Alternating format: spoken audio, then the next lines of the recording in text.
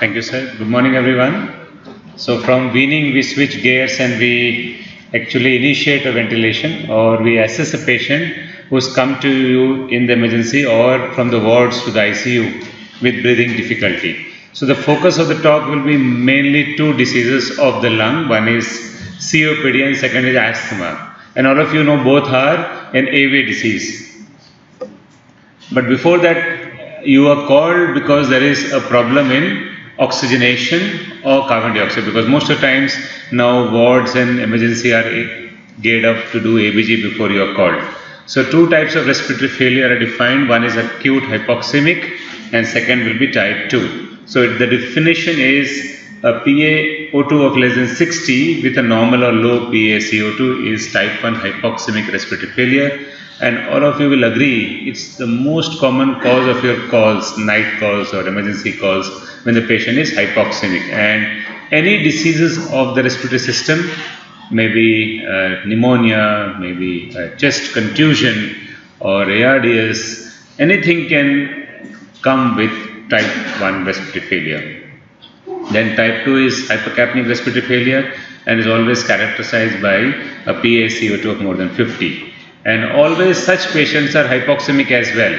So unless you get an ABG, because clinically you will not be able to discern whether this patient has high PCO2 or only low PO2. So unless you have an ABG, you will not know which type of respiratory failure he is in. And here pH necessarily may not be abnormal because it depends on the serum bicarb, and it is also dependent on the duration of the hypercapnia. So apart from COPD, always remember all those who raise PCO2 are not COPD, but COPD will raise their PCO2. So this way is true, but all hypercapnic respiratory failure are not COPD. So you need to actually know whether this patient had a past lung disease or not. Other causes are opiate overdose, neuromuscular diseases, and status asthmaticus, not to begin with when it continues to have acute excessive and not properly treated. On the late stage, or he might come to you from home directly with status going on since few hours, and he must have used his own bronchodilators, the SABAs, too often and too many times. But when he presents to the ER in altered sensorium, he is the patient who has basically type 2 respiratory failure.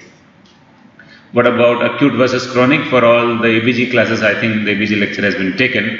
But just to revisit that, acute means it has just begun and the change of the pH should be between 0.008 into PCO2 minus 40. So that is basically develops within minutes to hour. But a patient who is already a COPD and has been retaining a PCO2, it develops over days or longer. And because the kidney is allowed to compensate for it, the pH may be normal in spite of the PCO2 being above 60 or 70.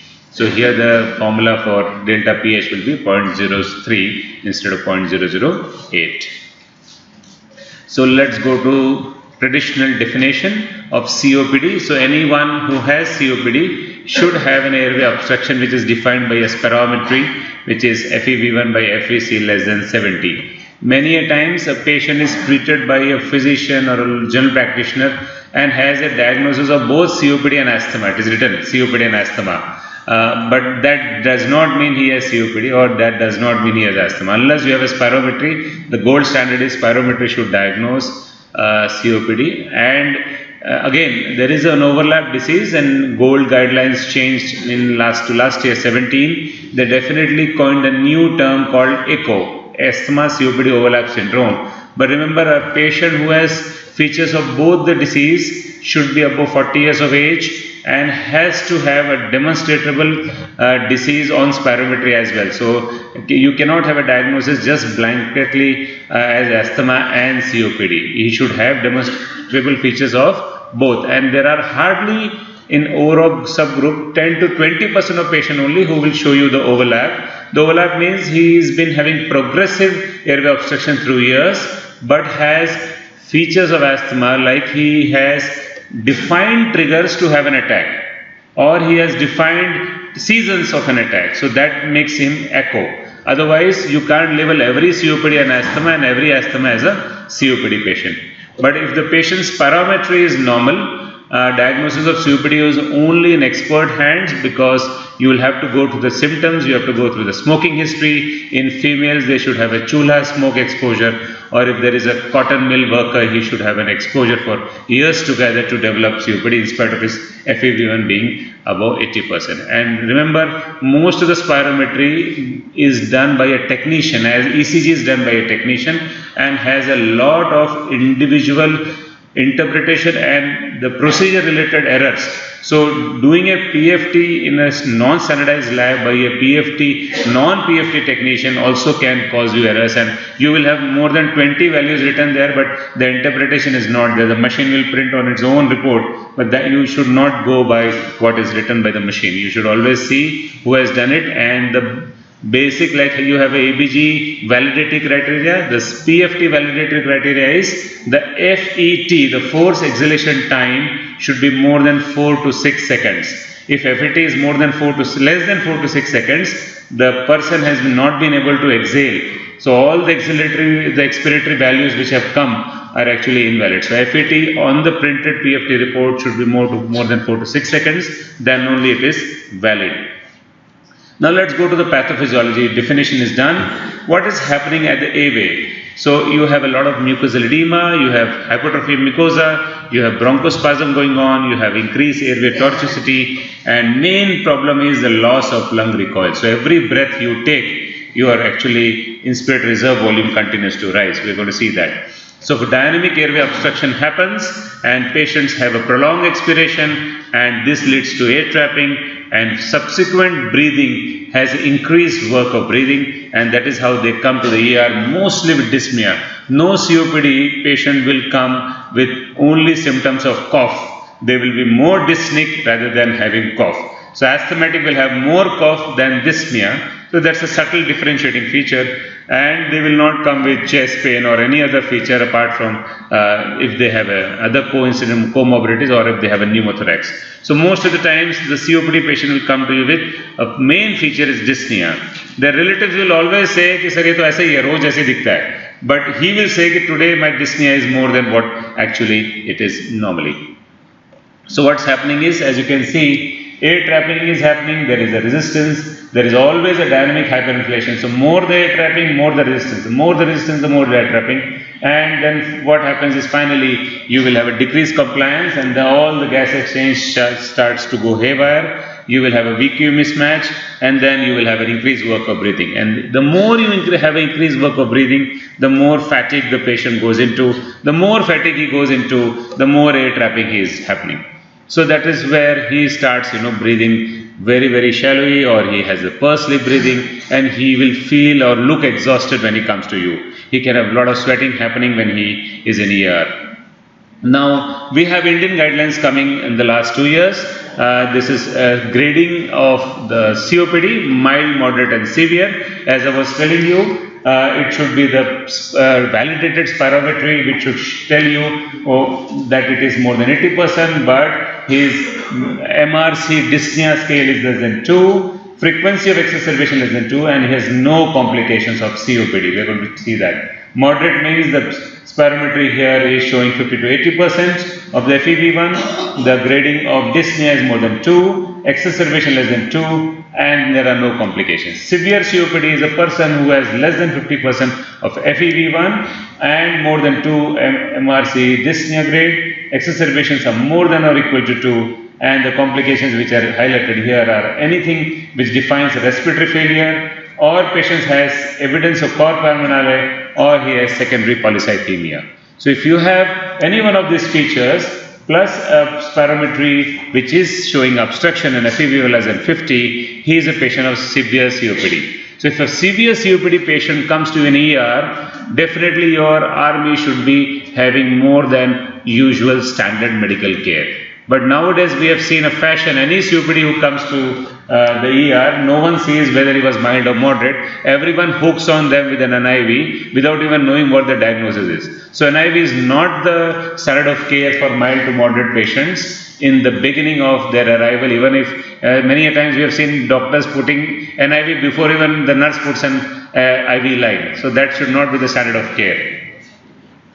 So COPD exacerbation is defined as an event characterized by worsening of patient respiratory symptoms that is beyond their normal day-to-day variation and leads to change in medications. And they are not, unlike asthma, they are not relieved by taking short-acting beta-2 agonist, because it's not the large area, the main areas, central areas which are responsible. So here their acetylene canisters don't work. So generally they have been wheeled or lifted and shifted to the ER. So what is happening? So if you see, this is a very nice physiological diagram. So this is your airway, this is the elastic recoil happens and all the air is exhaled out and this is the normal inspiratory capacity, this is the ERV and this is the RV. The more you are dyspneic, the more the COPD is dyspneic. So what is happening is he is actually compromising on the inspiratory capacity. So inspiratory capacity is nothing but your ability to breathe a fresh air every breath. So if you keep having airway obstruction or dynamic hyperinflation, if you see what's happening is more you breathe, the more you get the same air which you already have in your respiratory system. The RV increases and the amount of fresh air going continues to decrease. And that is where your PCO2 starts building up. So it's a very nice physiological slide to understand what's happening at the alveolar level.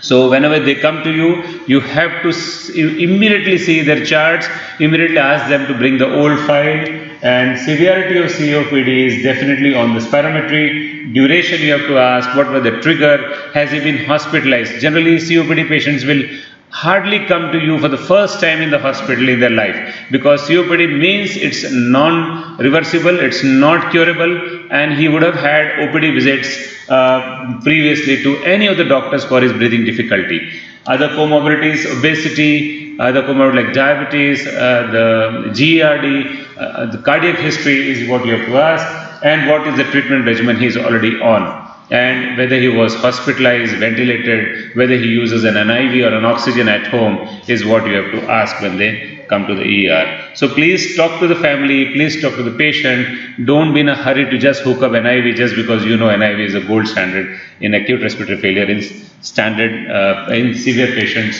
of COPD when the usual medical care fails.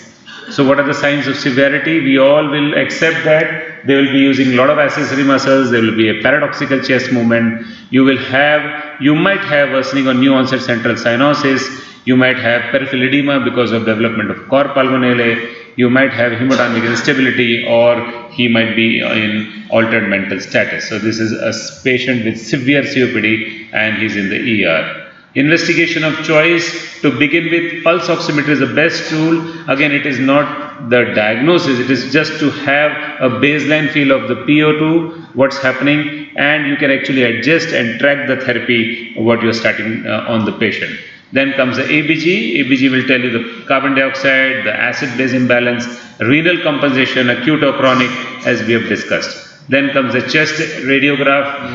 It will not diagnose the patient, it will just add on to your cause of exacerbation. You can see a pneumonia, you can see a pneumothorax, or you can just see a hyperinflated chest and you can just see that he has COPD. Again, seeing X-ray on the bedside AP view will not be sometimes very much discernible in patients, especially patients who are obese and you don't know what he has.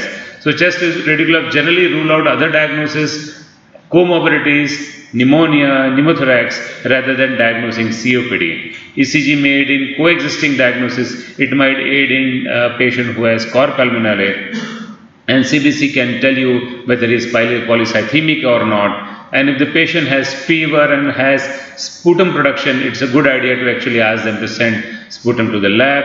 And most common pathogens are H. influenza, S. pneumonia, and Moraxella catarrhalis. And again, nowadays swine flu is also there. So if there is a seasonal change and you have a swine flu epidemic, you should also rule out swine flu in such patients. And in GOLD 3, GOLD is basically the Global Initiative for Chronic Obstructive Lung Disease.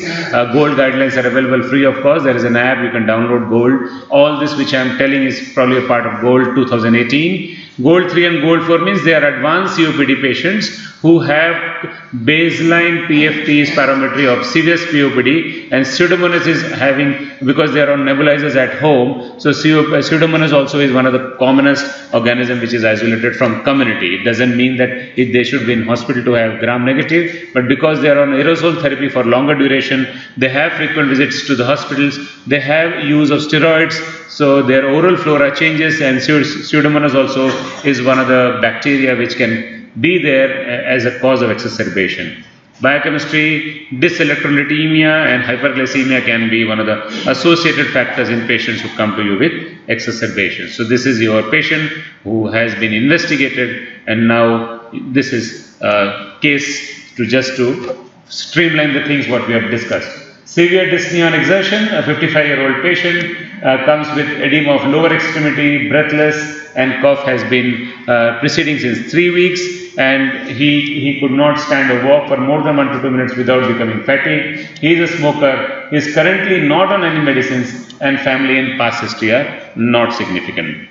And when you see him, he is oriented, he uses accessory muscles, he is tachypnic, his pH is 7.38, PO2 of 41, PaCO2 of 55, X-ray shows classic changes of COPD, ECG shows sinus rhythm and low voltage. So what do you do?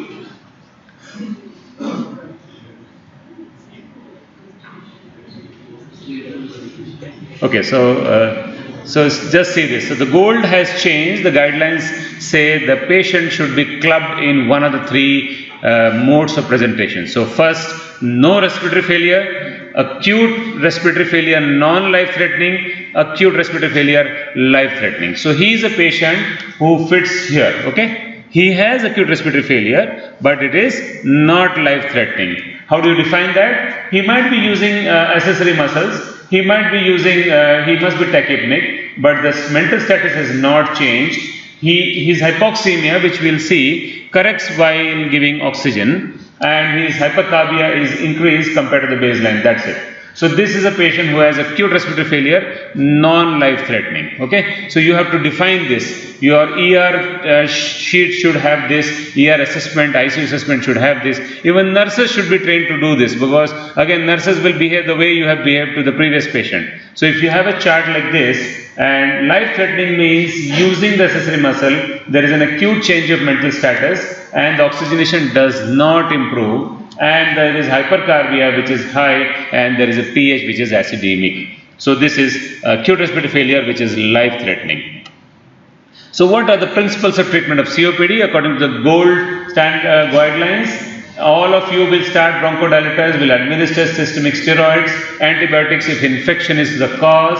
You have to maintain the oxygenation, and then second major option is NIV. So NIV is not the first major option, not the second option. The second major option, and ventilator support, we will touch a lot of ventilator support in the current lecture. Which mode, how, which are the patients who will need which mode of ventilator support. So these are the principles of antibiotics, the management of respiratory failure in COPD patients. So the working diagnosis was non-life threatening. So you will give him oxygen, you will do a close monitoring, you will give nebulization, ipratropium, salbutamol, normal saline 2:1 ratio, prednisolone 40 mg once in a day for 5 days. You will ask the physiotherapist to help the patient and give antibiotic. If he gets better, and if he was a patient who is stable after a few hours in the ER, he may not come to the ICU. He can just be in the wards with the same standard of care in the wards which we have discussed. So this patient is acute respiratory failure, non-life threatening. Now ICU admission. Any form of respiratory failure which is not getting better with few hours of standard medical care, severe dyspnea that does not respond, changes in mental status, persistent or worsening hypoxemia, persistent or worsening respiratory acidosis, any form of invasive ventilation for any reasons, maybe post-op patients, maybe patients who go to the cath lab for another procedure, but he's a COPD, they come back to the ICU. Hemodynamic instability, need for vasopressors. So anything which is in this card, this patient comes to the ICU, he doesn't go to the ward. Now this is the second case. If you can see, he's a 60-year-old man, has on the room air, he is restless, respiratory rate is 25, heart rate is 100, the ABG is 7.3, PO2 is 57, PCO2 is 75, SAT 39, the bicarb is 34. So he is a patient who fits into the third criteria. He is life-threatening. He is having life-threatening respiratory failure because he is restless on room air and PCO2 is risen and is not improving. So what do you do? So here, this is a patient who is classic candidate for initiation of non-invasive ventilation after standard medical care. So patient should be cooperative, excludes severe agitation, comatose patient, dyspneic, tachypnea, increased work of breathing, has a hypercapnic respiratory acidosis and is hypoxemic. So these are the candidates for NIV in COPD. The benefits all of you have seen, all of you know. It definitely gives you a symptomatic relief to the dyspnea, corrects the gas exchange, improves the mechanics, and many a times you will see when you hook them on the NIV, they just sleep because they've been tired of breathing faster and heavier and getting less fresh air. You actually correct their and many times they become more awake when you connect when they were drowsy and uptended. Pre-oxygenates and avoids ventilation, all of you will agree with this, and hence the subsequent complications of endotracheal intubation, and decreases mortality. So the NIV has shown by Cochrane analysis to be the independent predictor of decreased mortality, the success of NIV. So if a patient responds very well to an IV, it's one of the predictors of less mortality. And many patients who have other coexisting illnesses, CA, lung and COPD, patient with having cancers in COPD, they are the patients who can be actually put on NIV, and all the end of life issues can be sorted out on NIV. So as I said, meta-analysis of this study is shared that decreased mortality, decreased need of intubation, decreased PCO2, respiratory rate is faster. So that means they become better on NIV, decreased lengths of stay and decreased complications of invasive ventilation. So NIV is the gold standard in acute respiratory failure. But if this patient on the NIV after a few hours becomes disoriented, remains drowsy, respiratory rate increases, becomes hypotensive, becomes more acidotic, and PCO2 is almost 10 more than what it was, PO2 becomes 49, SATs come down, or if the patient becomes restless and not synchronizing, all of them deteriorate. So this is a patient where you will not continue to play with NIV. You don't need to actually play with NIV for more than 2 hours because the patient is deteriorating. And probably he fits into one of the contraindications for NIV. If you start from the head to toe, if you see if he goes into coma, if he has convulsions or he has uncontrolled agitation, he has any form of cardiac instability or has cardiac arrest or has impending respiratory arrest, has upper airway obstruction and has an added comorbidity, or has facial trauma, surgery, massive secretion and aspiration risk is ongoing, patient has mask intolerance, has GI issues, severe GERD, burping, severe vomitus. So these are the patients whom you will not continue an IV and you will have a low threshold to intubate. Indications of invasive, any one of the causes of failure of an IV, severe dyspnea, you as a clinician feel that he cannot pull on, it's actually the late hour, 7 p.m., 8 p.m. and you are about to go and there is the load is too high and you anticipate that this patient might get failed and fatigued in the night. So it's good to actually initiate an IV invasive in patients who are continuously tachypnic or have one of the features of life-threatening hypoxemia, or severe acidosis continues in spite of few hours of an IV, or there are new cardiovascular complications happening. So these are the patients where you will not pull on the NIV. What are the objectives? Objective is again improving the gas exchange to rest the compromised muscles, decrease the auto-PEEP and dynamic hyperinflation, decreases the work of breathing, better patient ventilator synchrony, stop the panic cycle by anxiolytic and sedative. Because many times when they start breathing so much and you, as you will agree that putting in an IV with the orofacial mask will become so claustrophobic, they become panic and they become very anxious, they will feel that they are going to just stop breathing. So you have to give them good anxiolytic and sedatives when on the vent. Now let's touch some main aspects of ventilator strategy. The normal tidal volume here will be 6 to 8 mils per kg. The flow should be around 60 to 80 liters per minute. And here all COPD, when in the moment you connect them to the ventilator, they will start throwing the high peak pressure alarm. Here is the case where you will have to accept high peak inspiratory pressures because of the high airway resistance happening dynamically, and you will only control your plateau pressure because you have given a muscle relaxant while intubation. Immediately check on the plateau. If it is less than 30, in spite of the high peak pressure, maybe 40, 50, 55, you please accept the high peak pressures, but knowing the limits of the plateau pressure. And accelerating control mode, assist control mode with a decelerating pattern is preferred. Respiratory rate, here is a word of caution. The more you increase the respiratory rate, the more the patient will develop dynamic hyperinflation or auto-PEEP, and the ratio of IE should be 1:3 to 1:5. So lower rates are preferred, 8 to 14. Unlike you feel that you will increase the respirator and you will help them wash out the CO2, it doesn't happen in COPD, unlike patients whom we are ventilating with a diseased lung, which is causing hypoxemic respiratory failure. So IE ratio should be high, 1:2 to 1:3, more than that. So what happens? So use of extrinsic PEEP to counter the IPEEP. So 50 to 60% of your auto PEEP should be your extrinsic PEEP, and this will help decrease the pressure gradient between the intrinsic and the atmospheric pressure, and the patient, the next breath will better trigger the breath, and it should be adjusted. All the ventilatory parameters which we discussed should be adjusted for the dynamic hyperinflation. PaCO2 should not be your target. His PaCO2 may be 70, 80, but if he is fine and if the patient is not looking distressed and restless, all your auto-PEEP parameters or complications are not happening, please accept high PaCO2 because your goal is to prevent dynamic hyperinflation, and sedatic and anxiolytic should be judiciously used. Paralytic agent should be cautiously used because you don't need to paralyze them, because paralyzing a patient's skeletal muscle does not help him moving from the ventilator. So what's happening? Is CO2 removal inversely proportional to minute ventilation? So if you give more minute ventilation, 15 to 20, is CO2 removal helping? Is CO2 removal happening here? The answer is no. Because CO2 removal here is directly inversely proportional to effective alveolar ventilation. So higher minute ventilation in COPD will not help because you are actually ventilating a dead space as well. So here effective alveolar ventilation is your minute ventilation minus the dead space ventilation. So generally you don't calculate dead space ventilation, but indirect variables of dead space ventilation, that is the auto PEEP, is what you are going to take into account with every breath. So just see this. If your respiratory rate is set as 10 and the IE ratio is 1:2, the total cycle time, the TCT, is 6 seconds per breath.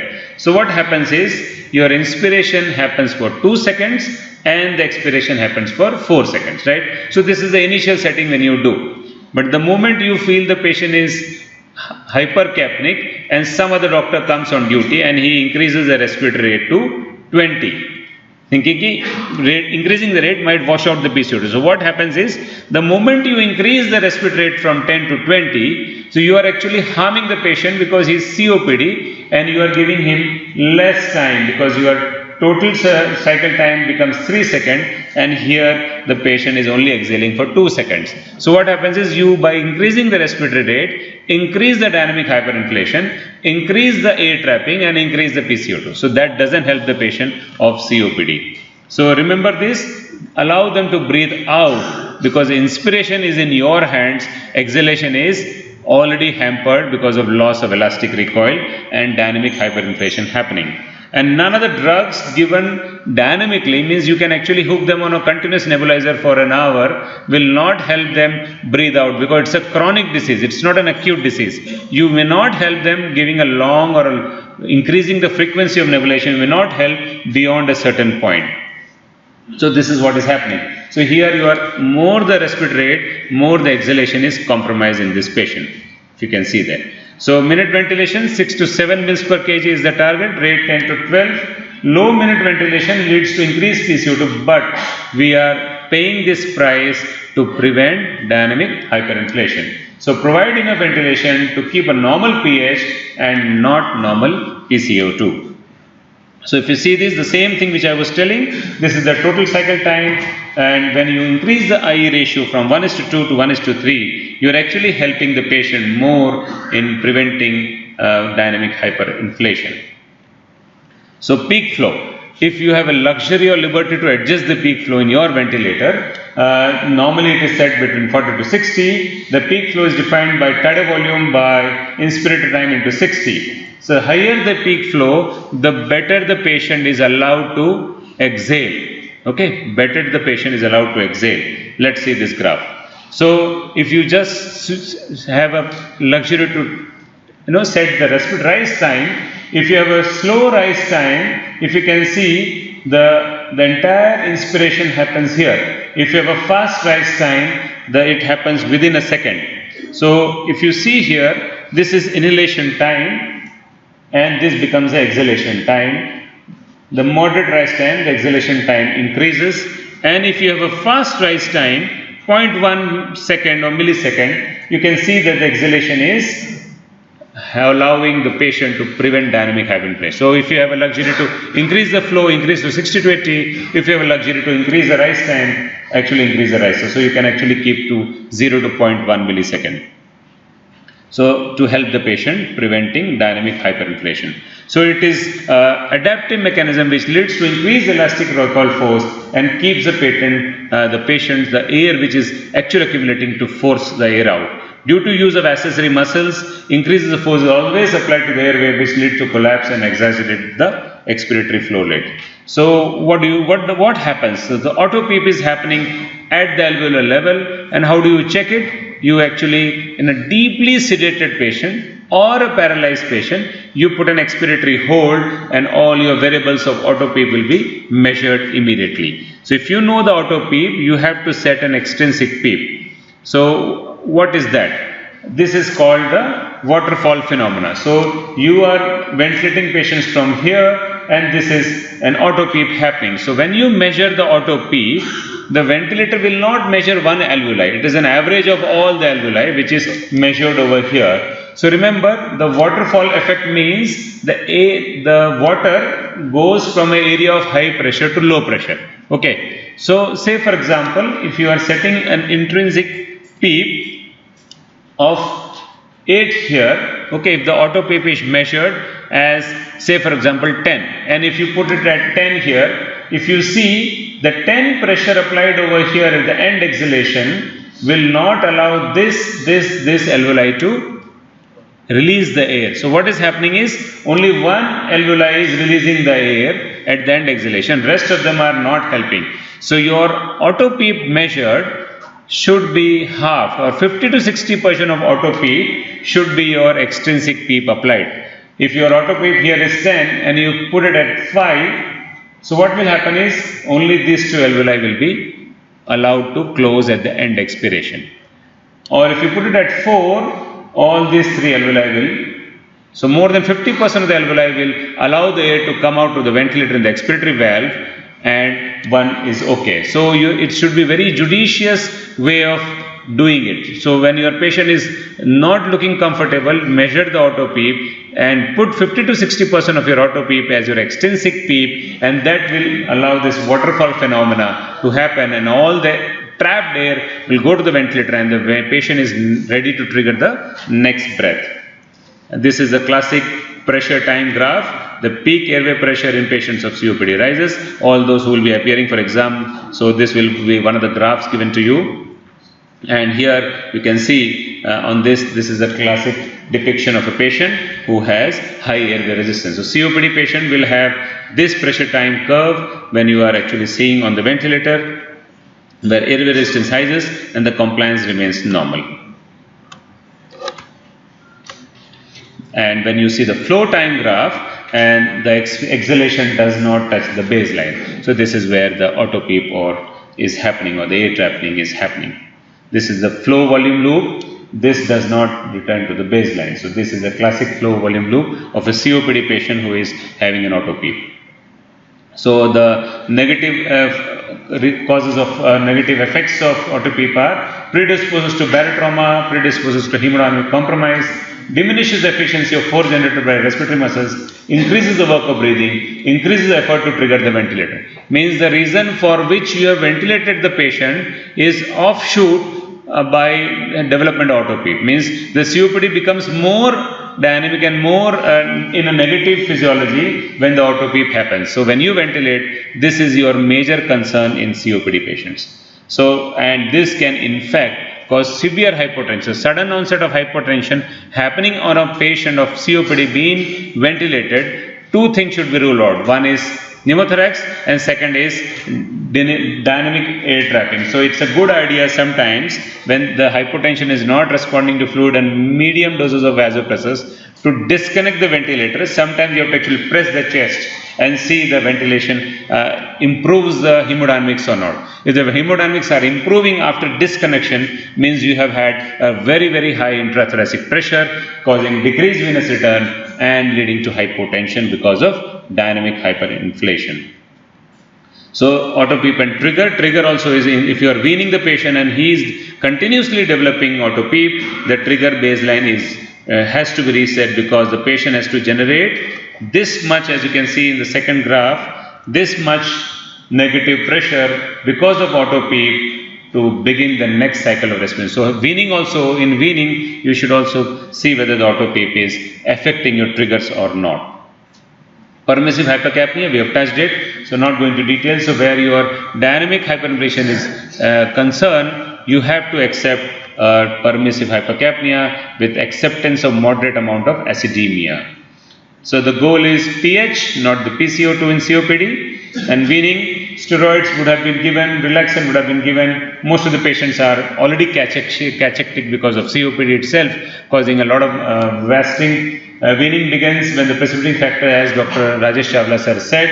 Here, respiratory mechanics will not be that easy and smooth when you are trying to wean them off, and factors which increase the resistance like the tube, the secretions, the HME, the kinking and curvature of tube also should be ruled out when you are contemplating weaning. NIV is a very good option for COPD, a gold standard class 1 indication to wean them off the NIV, but it should not be the norm. All COPD should not be extubated on NIV because they might be behaving different. You should see the amount of secretion they are pouring, the cough reflex if they have or not, the hemodynamic stability it does, and there you should not be having a pressure on the family. Many families have already an NIV at home. They will tell you, sir, उसपे ले लो ना, उसपे तो सांस इनकी अच्छी हो जाती है. So you should not be pressurized by them to directly put all COPDs on NIV. It should be a case-to-case basis. Although it's a gold standard, but they should not be having any other major risk factors for re-intubation. Role of tracheostomy again is not very clear, but patients who are not being weaned off for maybe 10 to 15 days is when you should actually consider them doing trach. In difficult cases, NIV is definitely an option. Cor pulmonale may warrant a low dose of noradrenaline and diuretic before you wean them off and a negative balance. What are the predictors of treatment success? As per GOLD, pH 7.2 to 7.35, PCO2 of 45, GCS more than 14, Apache less than 29, respiratory rate 24 to 30, response, a positive response to NIV within 1 to 2 hours, and training and experience of team of NIV and standardized NIV protocol. All your sisters and the paramedics and the respiratory therapists who are taking care of the patient actually should be knowing all the protocols of NIV. They should actually be having a good communication to the family and the patient during NIV and motivating the patient to actually towards the success of the care. And predictors of failures is all what you already know, not going to details. Now let's touch in the last 5-10 minutes asthma.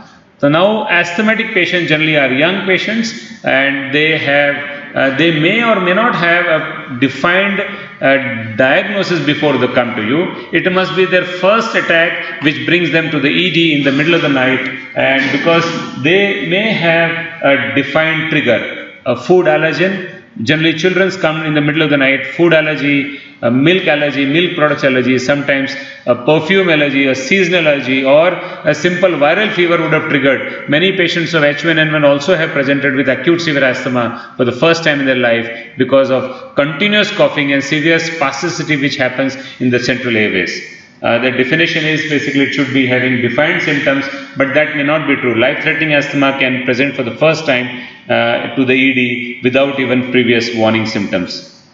What is happening with asthma? Here it is the smooth muscles which is contracting, airway hypertrophy has happened, a lot of accumulation of mucus is there, and mucosal derangement in terms of mucosal thickening happens in the central airways. And anyone who has one of the features can have a risk of exacerbation, uncontrolled asthma symptoms, excessive SABA use. SABA is short-acting beta-2 agonist. More than one canister per month of Asthalin or beta-2 agonist use. Low FEV1 if 60% are predicted. Smoke, any allergen which I just touched. Inadequate inhaled corticosteroids in his treatment. Comorbidities, obesity, rhinosinusitis, confirmed food allergy, more than one exacerbation in the last 1 year, or ever intubated for asthma in ICU. So these are the patients as per asthma guidelines. Asthma guidelines are GINA guidelines. Global Initiative for Asthma is GINA, G-I-N-A. Again, you can download it free of cost. They were updated last year again. So GINA says any one of these is a patient who can actually come to the ICU as a life-threatening attack.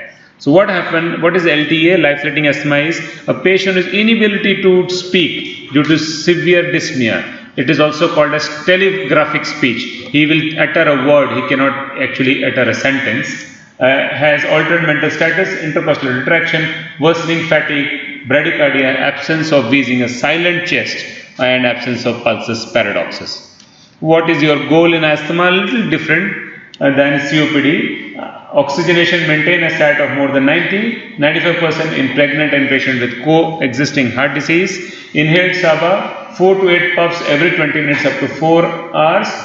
Puffs sometimes are not the traditional treatment because patient is so dyspneic. When you just put a canister in front of the mouth, he doesn't inhale, he just exhales everything out. So a nebulizer of short-acting beta-2 agonist with ipratropium is the drug of choice in emergency. You should continuously nebulize them for 20 minutes, maybe 1, 2 or 3 respules of short-acting beta-2 agonist and see their response.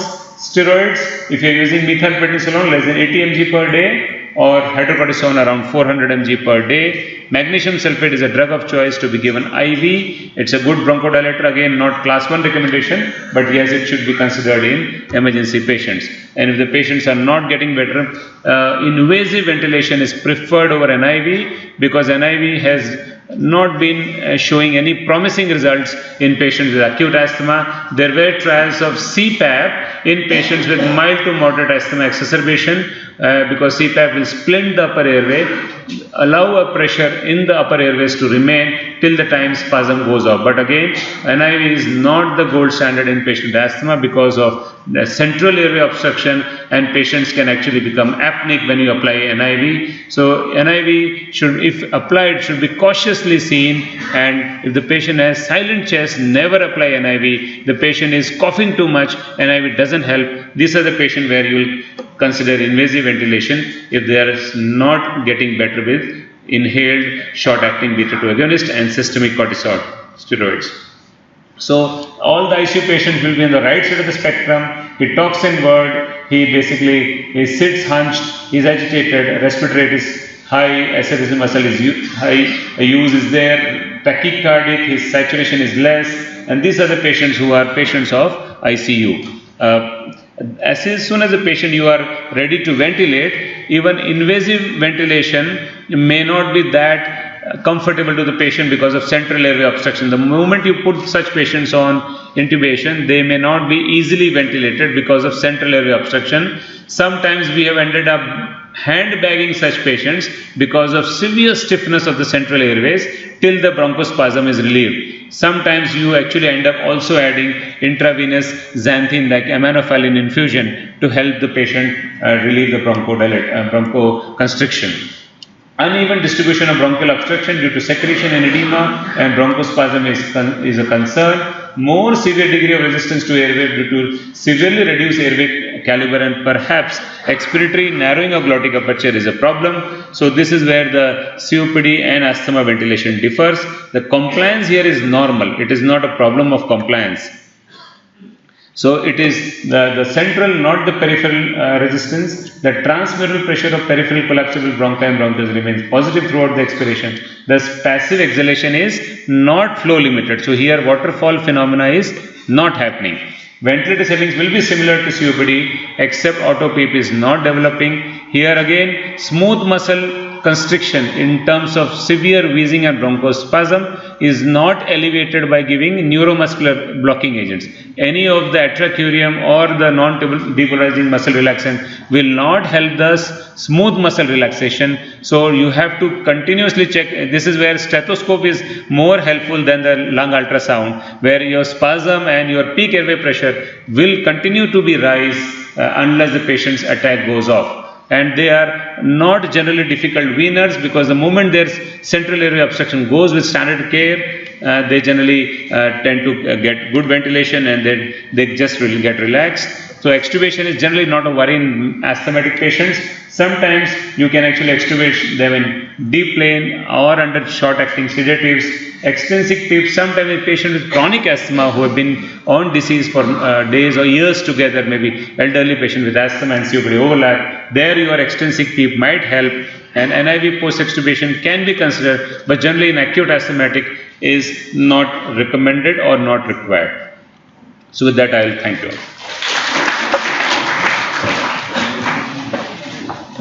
Thank you so much, sir.